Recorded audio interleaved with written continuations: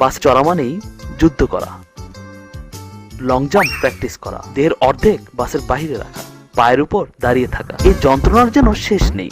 আর এরই মাঝে যখন কোনো যাত্রী দুজনের জায়গা দখল করে একাই বসে থাকে, তখন কারি বা মেজাজ গরম না হয়? তবে দেখুন, সেরকম একটি ঘটনা নিয়ে আমাদের এই কাহিনী। বাসে একদিন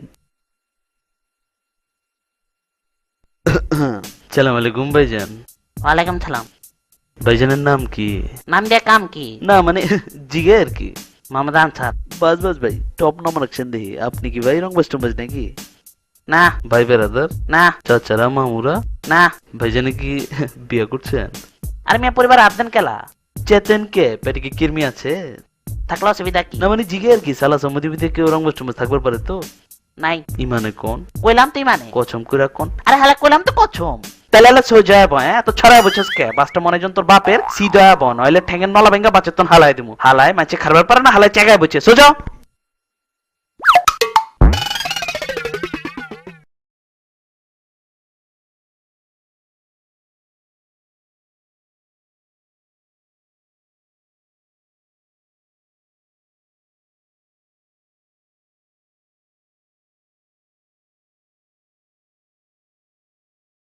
কি রে, কই যাস?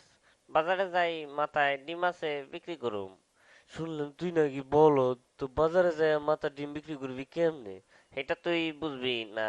তুই অত শুনলাম কম যাস না। আচ্ছা পারলে কত দেখি আমার মাথায় কি আছে, যদি কইতে পারস তো এখান থেকে তোরে আমি 2টা ডিম দেবো। তোর মাথায় আমার মাথা দিয়ে চুলকায়।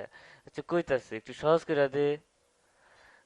আমার মাথায় যা আছে এটার গায়ের রং সাদা, আর ভাঙলে কুসুম লাল হইতে পারে আবার হলুদ হইতে পারে, আর কম না কইলে বুঝা লইবি।